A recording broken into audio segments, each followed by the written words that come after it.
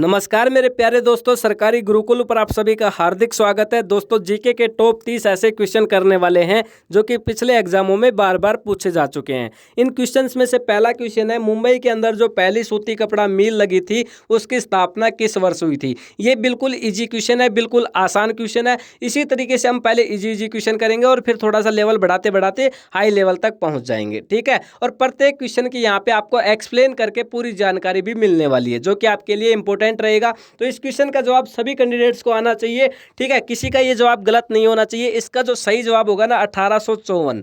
कौन से वर्ष में लगी थी? 1854 में आपकी मुंबई के अंदर पहली सूती कपड़ा मिल लगी थी। अब इस क्वेश्चन के बारे में ज्यादा बात करें तो सुन लीजिए। सूती कपड़ा मिल यानी जो सूती कपड़ा मिल है आपकी, वो पहली कपास मिल थी केजीएन डाबर के द्वारा 1854 में मुंबई के महाराष्ट्र में स्थापित की गई थी। मुंबई के अंदर कहाँ लगी थी? महाराष्ट्र के अंदर लगी थी। किसने लगाई थी? केजीएन डाबर ने लगाई थी। कौन सी मिल थी? कपास मिल थी। इसका नाम Bombay spinning and weaving company था। कौन था? इसका नाम क्या था भैया?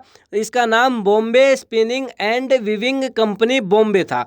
पहली भारतीय सूती कपड़ा मिल 1818 में कोलकाता के पास फोर्ट ग्लोस्टर में स्थापित की गई थी। हालांकि यह मिल विफल रही थी, ठीक है। अगर पहली मिल की बात करें ना, तो पहली मिल आपकी भारत के कोलकाता में 1818 में लगी थी, फिर ये विफल हो गई थी। उसके बाद 1854 में केजीएन डाबर ने दोबारा से मिल लगाई और ये कपास की मिल थी और ये मुंबई के महाराष्ट्र में लगी थी। इस मिल का नाम Bombay spinning and winning company Bombay था। तो इस क्वेश्चन के बारे में सभी को समझ में आ गया होगा। इसका स्क्रीनशॉट ले ले अगर आपको ये लंबे समय तक याद रखना है, लंबे समय तक आपको स्टोर रखना है। बाकी इसके बारे में जो भी जानकारी थी वो मैंने दे दी है। अब अगला क्वेश्चन करते हैं। अगला क्वेश्चन और भी इंपॉर्टेंट होने वाला है। अगर आपने मन बना लिया है कि अब की बार अपने को एसएसबी या फिर सीआरपीएफ दोनों का एग्जाम पास करना है, तो आपके लिए प्रत्येक विषय के हैंड राइटिंग नोट्स तैयार हैं, ठीक है। और एक विषय के नोट्स आपको केवल 20 रुपए में मिलेंगे। इससे सस्ते आपको और क्या चाहिए। जितने रुपए में आप चाय और फैन खा के आते हो होटल पे, उतने रुपए में तो आपको नोट्स मिल जाएंगे। 6367552373 इस नंबर पे व्हाट्सअप मैसेज करना है। अगर आप एसएसबी की तैयारी कर रहे हैं तो आपको एसएसबी एग्जाम लिखना है। सीआरपीएफ की तैयारी कर रहे हैं तो सीआरपीएफ ट्रेड्समैन यानी सीआरपीएफ एग्जाम लिखना है। केवल छोटा सा प्रोसेस करना है, इस नंबर पे व्हाट्सअप मैसेज करना है। अगर आपका जीके कमजोर है तो जीके के नोट्स लीजिए, मैथ कमजोर है तो मैथ के लीजिए, रीजनिंग कमजोर है रीजनिंग के लीजिए, हिंदी कमजोर है तो हिंदी की लीजिए। केवल 20 रुपए में एक सब्जेक्ट के हिसाब से नोट्स लीजिए। व्हाट्सएप पे मैसेज करना है। पहले तो आप इसका स्क्रीनशॉट ले लीजिए जिससे कि हम क्लास को आगे शुरू करें, और जिन कैंडिडेट ने स्क्रीनशॉट नहीं लिया है वो वीडियो को थोड़ा सा बैक करके ले ले। चलिए अब दूसरा क्वेश्चन करते हैं। अब आपको कोई डिस्टर्बेंस देखने को नहीं मिलेगा, लगातार क्वेश्चन करवाए जाएंगे। अब आया दूसरा क्वेश्चन। दूसरा क्वेश्चन है, गणेश चतुर्थी का जो त्योहार है वो विशेष रूप से किस राज्य में धूमधाम से मनाया जाता है, ठीक है। गणेश चतुर्थी का त्योहार लगभग सभी राज्यों में मनाया जाता है, लेकिन विशेष रूप से किस राज्य में धूमधाम से मनाया जाता है, यानी किस राज्य के लिए ये विशेष प्रसिद्ध है, आप ये मान सकते हैं। कौन सा त्योहार? गणेश चतुर्थी का। 4 ऑप्शन है, गोवा, गुजरात, उत्तर प्रदेश और महाराष्ट्र। तो इसका जो सही जवाब होगा ना वो महाराष्ट्र होगा। क्या होगा? महाराष्ट्र। अब यहाँ पे बात करें इस क्वेश्चन के बारे में जानकारी, तो कोई खास जानकारी नहीं है। जो ये गणेश चतुर्थी है ये हिंदुओं का एक प्रमुख त्योहार है। ये विभिन्न भागों में मनाया जाता है, लेकिन महाराष्ट्र के कर्नाटक में ये बड़ी धूमधाम से मनाया जाता है। पुराणों के अनुसार इस दिन गणेश जी का जन्म हुआ था, ठीक है। तो क्यों मनाया जाता है भाई कर्नाटका में धूमधाम से? क्योंकि वहां माना जाता है यानी इस दिन जो गणेश जी अपने भगवान है उनका जन्म हुआ था। चलो अगला क्वेश्चन करते हैं। इस क्वेश्चन की जानकारी सभी को समझ में आ गई होगी। अगला क्वेश्चन मेन इंपॉर्टेंट, अन्नपूर्णा पर्वत कहाँ स्थित है, ठीक है। अन्नपूर्णा पर्वत कहाँ पे स्थित है ये आपको बताना है। और जो अन्नपूर्णा पर्वत है दोस्तों, आपका ऑप्शन ए नेपाल के अंदर स्थित है। कहाँ पे? नेपाल के अंदर स्थित है। ऑप्शन ए इसका सही जवाब हो जाएगा। और इस क्वेश्चन के बारे में ज्यादा बात करें तो आपका जो अन्नपूर्णा पर्वत है वो उत्तर मध्य नेपाल के हिमालय में स्थित है। कहाँ पे है? उत्तर मध्य नेपाल के हिमालय में स्थित है, जिसमें 8,000 मीटर यानी कुल बात करें तो 26,000 फीट से अधिक एक चोटी शामिल है। कितनी ऊंचाई है भाई? 26,000 फीट की एक चोटी शामिल है तथा 7,000 मीटर से अधिक तरह की चोटियां हैं, 13 चोटियां हैं। 7,000 मीटर से अधिक 13 चोटियां हैं, 6,000 मीटर से अधिक 16 चोटियां हैं। तो यहाँ पे क्वेश्चन आता है कि अन्नपूर्णा पर्वत के अंदर कि 7,000 मीटर से अधिक कितनी चोटियां हैं? 13 चोटियां हैं। 6,000 मीटर से अधिक कितनी चोटियां हैं? 16 चोटियां हैं। और यहाँ पे बात करें जो सबसे ऊंची चोटी है अन्नपूर्णा पर्वत में, वो कितनी ऊंचाई की है? 8,000 मीटर की है। यानी बात करें तो फीट में 26,000 फीट की है। ठीक है, इस क्वेश्चन से रिलेटेड सभी को जानकारी समझ में आ गई होगी। और जिसको लंबे समय तक जानकारी इकट्ठा स्टोर रखना है वो इसका स्क्रीनशॉट ले ले। चलो अगला क्वेश्चन करते हैं भाई।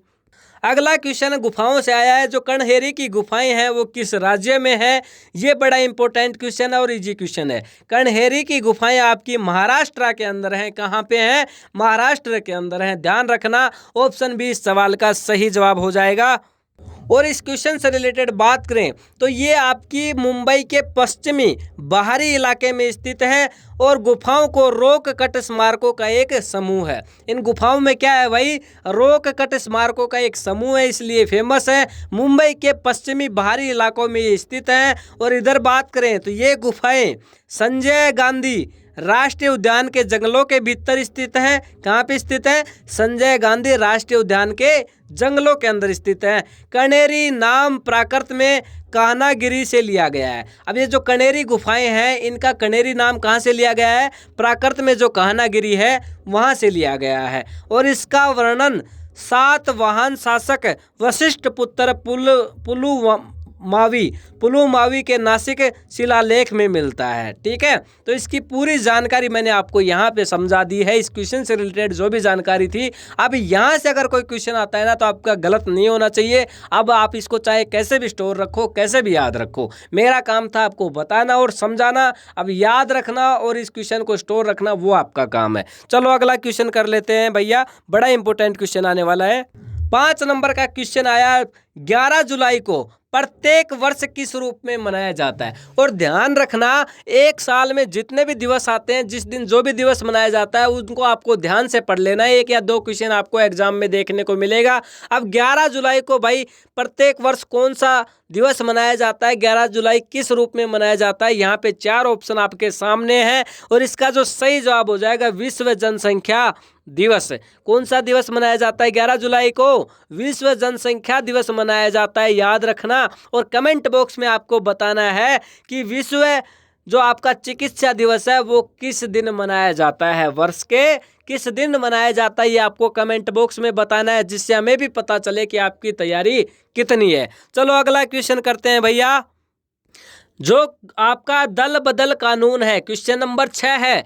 दल बदल कानून से कौन सा संविधान संशोधन संबंधित है?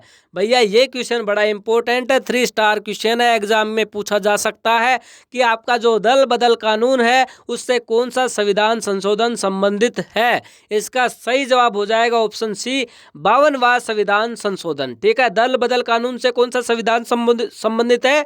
52वां संविधान संशोधन। और इस क्वेश्चन के बारे में बात करें, इस कानून को, दल बदल कानून को 1985 में 10वीं अनुसूची के अंदर जोड़ा गया है। इसके बाद में इसका जो उद्देश्य है वो दल बदलने वाले विधायकों को हतोत्साहित कर सरकारों में स्थिरता लाना था। ठीक है, जो विधायक होते हैं वो दल बदल करते रहते हैं, उनको सरकारों में स्थिर यानी एक जगह रोकने के लिए बनाया गया था कि भाई वो एक जगह फिक्स हो जाएं। और यहाँ पे आप देख सकते हो 10वीं अनुसूची में, जिसे दल बदल विरोधी अधिनियम के रूप में जाना जाता है, वो 52वें संशोधन अधिनियम 1985 के माध्यम से संविधान में शामिल किया गया था। और यह किसी अन्य राजनीति दल में दल बदल के आधार पर निर्वाचित सदस्यों की अयोग्यता के लिए प्रावधान निर्धारित करता है। तो ये इस क्वेश्चन के बारे में संपूर्ण जानकारी है। तो भैया इसका स्क्रीनशॉट ले लो या फिर अपनी नोटबुक में राइट कर लो, ये इंपॉर्टेंट क्वेश्चन है। और भैया अब अगले क्वेश्चन पे हम आपको लेकर चलते हैं। आपका जो क्रिस्टियानो रोनाल्डो है, खिलाड़ी है, उसका संबंध किस देश से है? 7 नंबर का क्वेश्चन है, पुर्तगाल से है। कहां से है? Option A Portugal. Important question है, बिल्कुल आसान क्वेश्चन था। अब आया मजेदार क्वेश्चन, इनमें से कौन अकबर के नवरत्नों से संबंधित है? भाई अकबर के जो नवरत्न थे उनमें से कौन कौन संबंधित है? अबुल फजल, बीरबल, तानसेन। उपरोक्त सभी 4 ऑप्शन आपके सामने है। तो इसका जो सही जवाब होगा, तानसेन भी है, बीरबल भी है और अबुल फजल भी है। ये तीनों कौन थे? अकबर के नवरत्न। और इसका सही जवाब क्या हो जाएगा? ऑप्शन डी, उपरोक्त सभी इसका सही जवाब हो जाएगा। अगला क्वेश्चन, इब्राहिम लोदी को किसने पराजित किया था? और ध्यान रखना, इब्राहिम लोदी का काम हमेशा हारना ही था। इसने कोई 1-2 बार जीता होगा, बाकी हारता ही रहा था। तो भैया इसका जो सही जवाब हो जाएगा ऑप्शन डी, बाबर ने इब्राहिम लोदी को पानीपत के युद्ध में पराजित किया था। इस क्वेश्चन के बाद अधिक जानकारी आपको देते हैं। जो मेवाड़ के राणा सांगा थे उसके खिलाफ भी एक बार इब्राहिम लोदी ने अभियान चलाया, लेकिन उसमें क्या हो गया? असफल हो गया। फिर खतौली के युद्ध में इब्राहिम लोदी ने राणा सांगा से हार गया। जो भाई खतौली का युद्ध हुआ था ना, उसमें इब्राहिम लोदी राणा सांगा से हार गया। लेकिन इस युद्ध में क्या हुआ?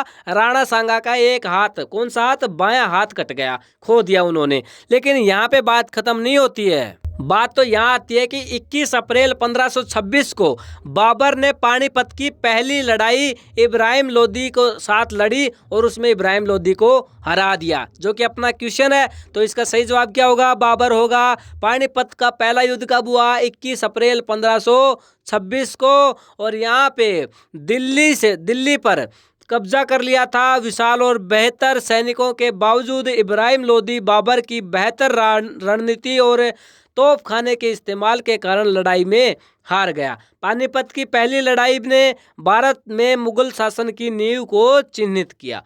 ठीक है भाई, सभी को समझ में आ गया? चलो अगला क्वेश्चन। अब क्वेश्चनों की गति जल्दी बढ़ाएंगे क्योंकि टाइम काफी हो चुका है।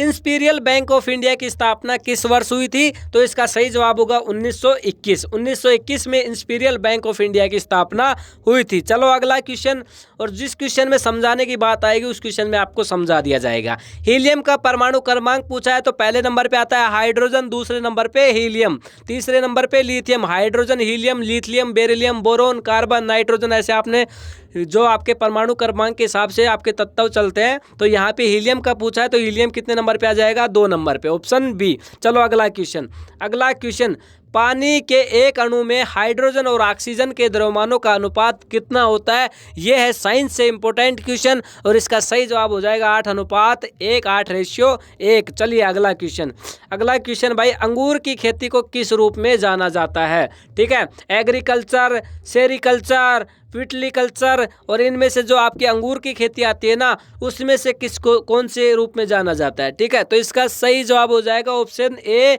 विटिकल्चर में कौन आता है भाई? अंगूर की खेती आती है। चलो अगला क्वेश्चन, नीरज चोपड़ा का संबंध किस खेल से है? तो भाई सबको पता है, भाला फेंक से है। ठीक है, ऑप्शन ए सही जवाब हो जाएगा। अगला क्वेश्चन, संवाद कुमुदी नामक अखबार की स्थापना किसने की थी? ठीक है भैया, संवाद कुमुदी नामक जो अखबार था उसकी स्थापना किसने की थी? 15 नंबर का क्वेश्चन है। राजा राम मोहन राय ने। किसने?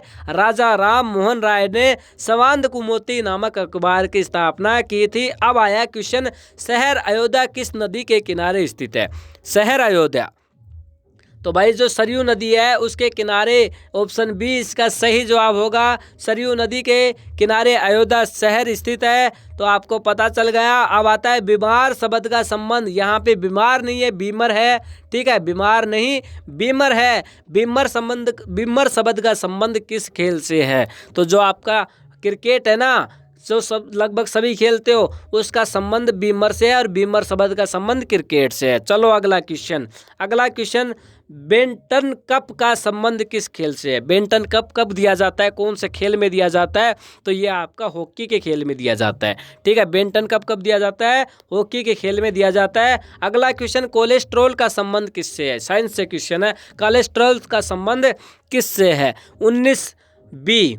ठीक है, 19 का ऑप्शन बी वसा से है। किससे भाई? वसा से है। पार्ले जी का बिस्किट खाया है कभी? वहाँ पे पीछे देखना लिखा होता है प्रोटीन, विटामिन, कोलेस्ट्रॉल, ठीक है, कितने मात्रा में आता है देख लेना। चलो अगला क्वेश्चन, पित्त का स्रोत क्या है? पित्त का स्रोत क्या है? तो इसका सही जवाब हो जाएगा यकृत। क्या हो जाएगा? यकृत हो जाएगा। चलो अगला क्वेश्चन, बलुआ पत्थर किस प्रकार की चट्टान है? बलुआ जो पत्थर है वो आपकी अवसादी प्रकार की एक चट्टान है। ऑप्शन सी इसका सही जवाब हो जाएगा। परमाणु घड़ी, परमाणु घड़ी किसके संक्रमण पर आधारित होते हैं? तो इसका सही जवाब हो जाएगा ऑप्शन डी सीजियम। किसके संक्रमण पर? सीजियम के संक्रमण पर आधारित है परमाणु घड़ी, ठीक है।